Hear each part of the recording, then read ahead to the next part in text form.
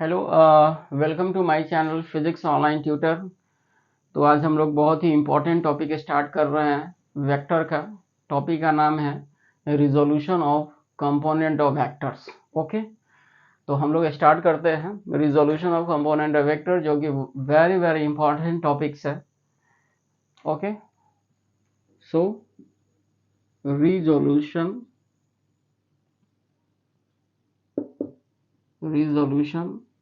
Of component of vector. Okay, resolution of component of vector। तो basically इस concept के using जो है रिजल्टेंट वेक्टर को कैलकुलेट करने के लिए यूज होता है। जब दो वेक्टर हो या 3 वेक्टर हो या 4 वेक्टर हो या 5 वेक्टर हो 6 वेक्टर हो और सारी इंक्लाइन फॉर्म में हो, तो सभी का रिजल्टेंट कैलकुलेट करने के लिए इस कॉन्सेप्ट का यूज किया जाता है और बहुत ही इंपॉर्टेंट टॉपिक है। तो सबसे पहले हम लोग डिस्कस करते हैं case number 1। resultant vector makes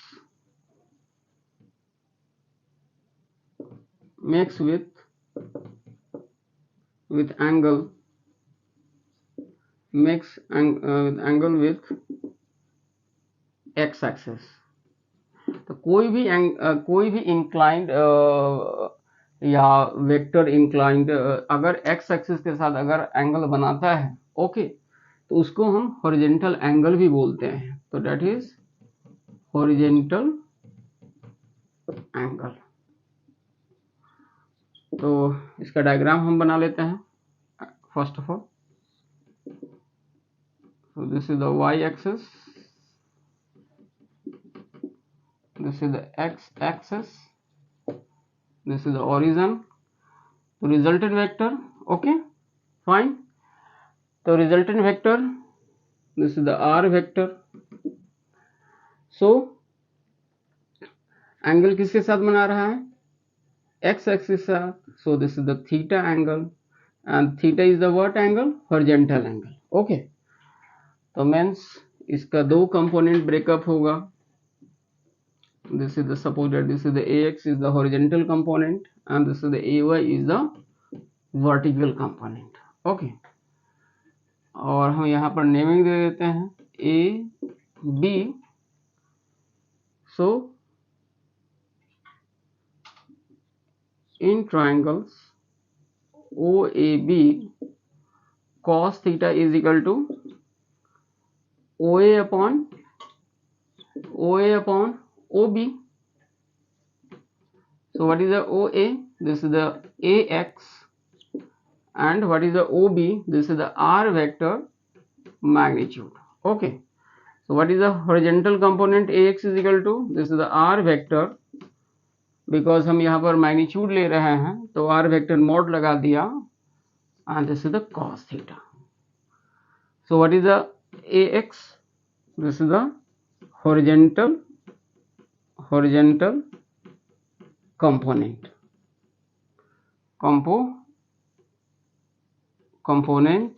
okay, fine। and now sin theta is equal to AB upon OB। okay, so what is the AB? so AB is the AY and OB is the R vector mod। okay, so what is the AY is equal to R vector mod sin theta। okay, so what is the AY? so this is the vertical component।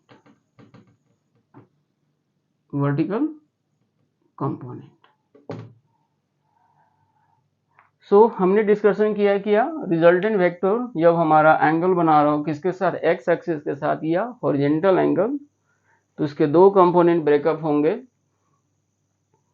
This is the horizontal component AX is equal to mod of R vector cos theta, and vertical component AY is equal to R vector mod sin theta.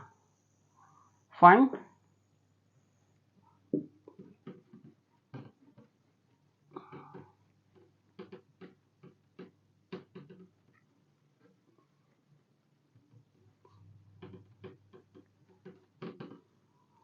So और अगर हमें resultant पूछा जाता है what is the resultant vector magnitude, तो R vector magnitude is equal to ax of square plus ay of square whole under root, और अगर directions पूछा जाता है means tan beta, so this is the ay upon ax, and इसमें जो direction angle होगा, direction angle made with the x axis, okay, because हमने यहाँ पर हॉरिजेंटल एंगल लिया है। तो केस नंबर 1 कंप्लीट हो गया, resolution of component of vector का। आई होप सो समझ में आ गया होगा। Okay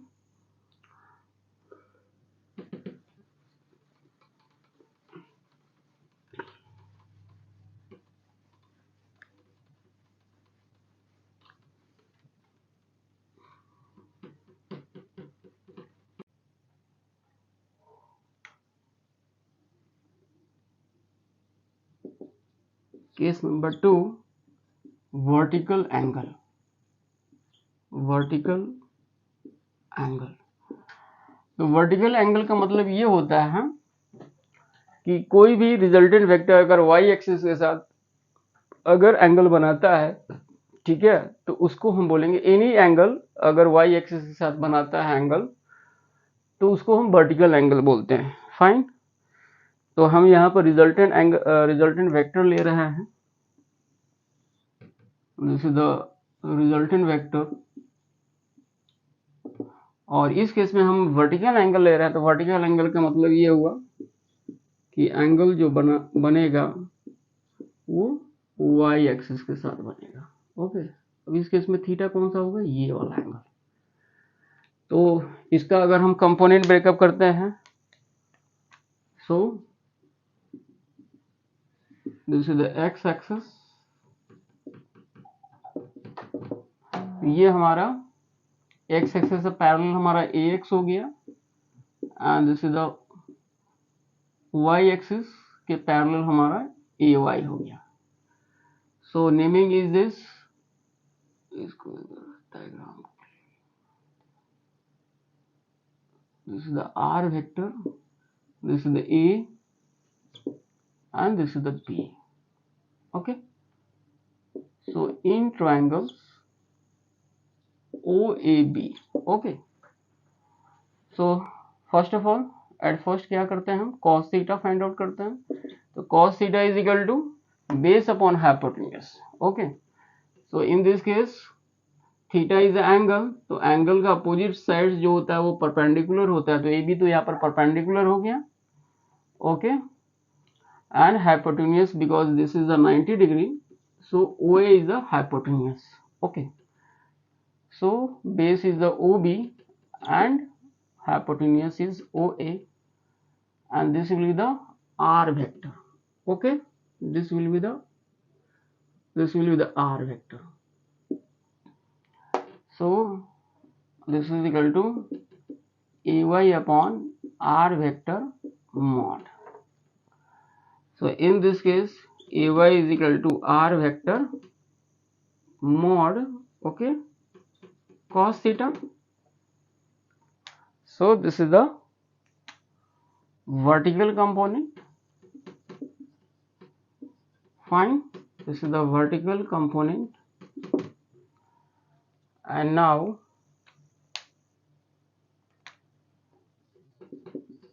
sin theta is equal to perpendicular upon hypotenuse.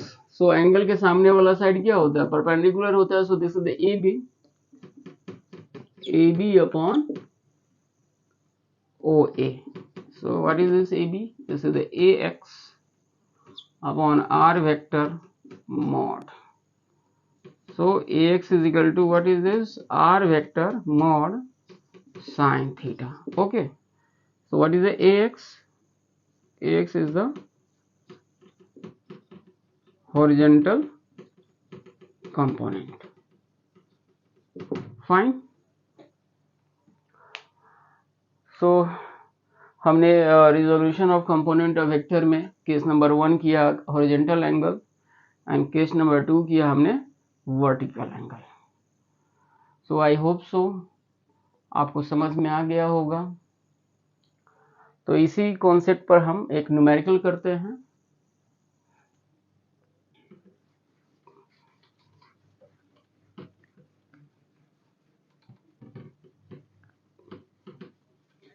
Numerical करते हैं तो एक एग्जांपल लेते हैं. एग्जांपल क्या है? This is the x axis, this is the x axis and this is the y axis. Okay, this is the negative y axis, y dash axis, and this is negative x dash axis. Okay, the first vector is 100 unit and this angle is 45 degree with the x axis. Okay, fine. And second vector is also 100 unit and this angle is also with the x axis 135 degree. Okay, and third vector is also 100 unit. Okay, and this angle also formed with the x axis and this angle is 315 degree. Okay, so this will be the complete angle is 315. Okay, 315 degree complete angle.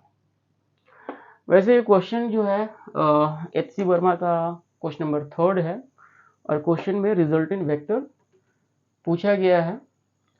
तो हम resolution of component of vector method apply करके इस question को solve करेंगे, means resultant vector calculate करेंगे.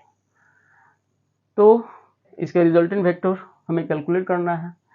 तो method मैंने क्या बताया है कि सबसे पहले आपको एंगल लोकेट करना है. तो इसका एंगल हमें पता है 45 डिग्री है और यहाँ से यहाँ तक 135 डिग्री है. तो मीन्स ये वाला एंगल कितना हो जाएगा? 135 माइनस 90, तो ये 45 डिग्री हो जाएगा. ओके, और जब ये 45 डिग्री है तो ऑब्वियसली बात है ये वाला भी 45 डिग्री हो जाएगा. Okay, and this angle will be यहाँ से यहाँ तक अगर 315 डिग्री है तो कंप्लीट एंगल 360 डिग्री का होता है. तो ये वाला angle 360 minus 315 degree, this will be the 45 degree. आप चाहे तो इस एंगल को भी लेकर सॉल्व कर सकते हैं, वर्टिकल एंगल को भी. तो सबसे पहले हम इसमें हैं दिस वेक्टर 100, तो this is the x1 and this is the y1.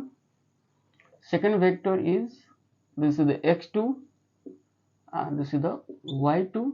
Okay, and this is the इसका जो है this is the y3 और इसका फिर x3. ओके, क्योंकि इसका जो है ये हमारा फोर्थ कोऑर्डिनेट में है तो इसका जो y कंपोनेंट होगा तो क्या होगा? डाउनवर्ड होगा, बिकॉज ये डाउनवर्ड डायरेक्शन में है ना, फोर्थ कोऑर्डिनेट में. तो इसका x3 इधर होगा पॉजिटिव इस डायरेक्शन में और y3 हमारा इधर हो जाएगा.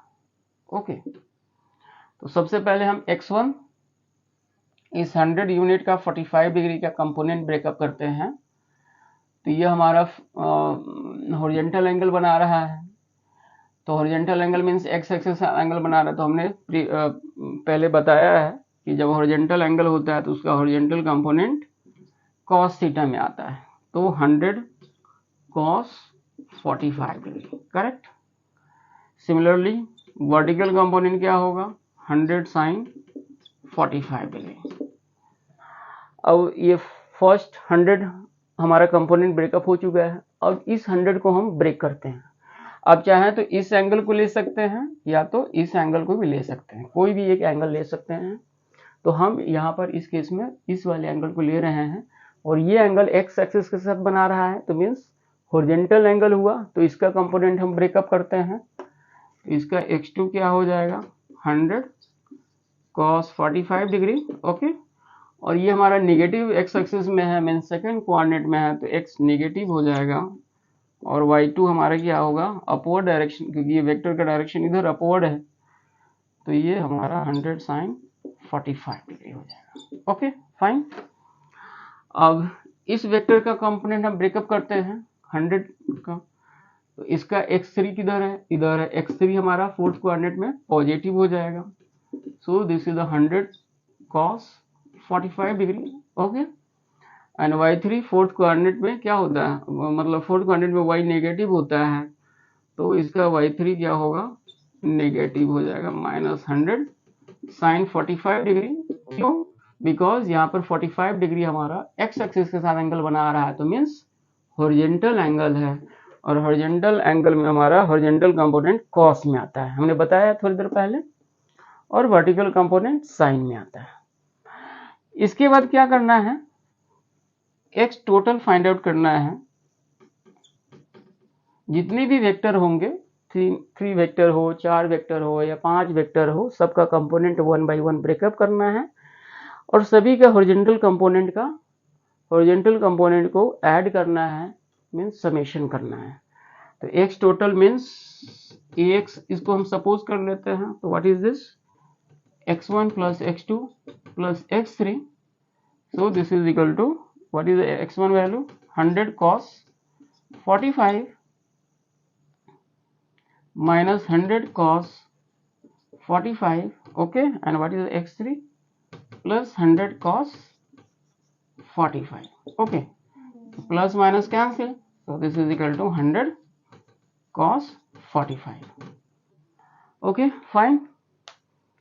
नाउ यहाँ पर हम सॉल्व करते हैं इस स्पेस में। Similarly same concept, y total this is equal to ay, so is equal to y1 plus y2 plus y3। Similarly same concept है, सबसे पहले हमने x टोटल निकाला, फिर x टोटल निकालने के बाद हम y टोटल फाइंड आउट करेंगे। So this is equal to 100 sin 45, y2 is also 100 sin 45 and y3 is what? y3 is minus 100 sin 45. Okay, so plus minus cancel, so this is the ay is equal to 100 sin 45. Fine, and now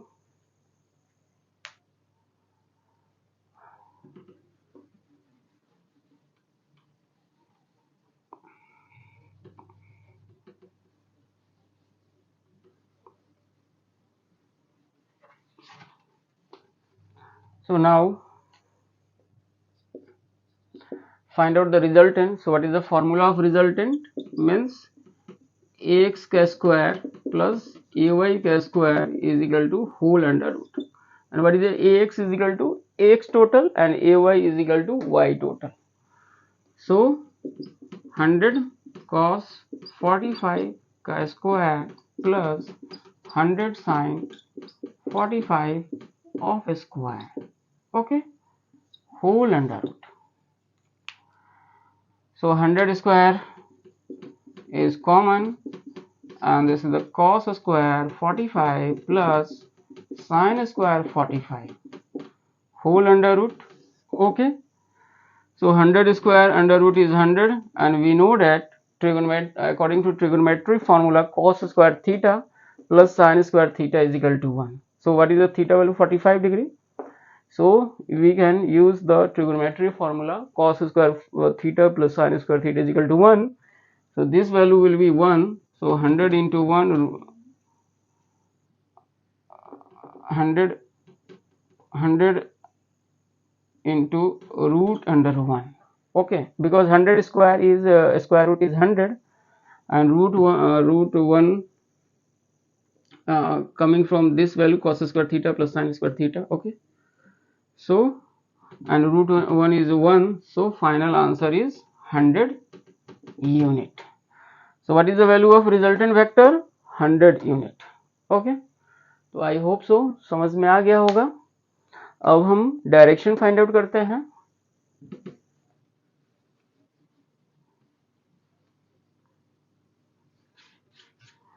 So what is the method for direction? Ax. So what is the value of y total? And this is the 100 sin 45, and x total means 100 cos 45. Okay, 100 cancel, and sin 45 upon cos 45, tan beta is equal to tan 45 degree. Sin 45 divided by cos 45 is tan 45. So similar trigonometrical ratio, so angle will be equal, beta is equal to 45 degree. And method is what? Because all the angles are taken the horizontal angle, and this formula is, हमने बताया थोड़ी देर पहले कि y total upon x total या ay, this is equal to, suppose y total is equal to ay and x total is equal to ax. So this angle formed with the x axis. So beta is equal to 45 degree, angle made with the x axis. Okay, तो I hope so समझ में आ गया होगा.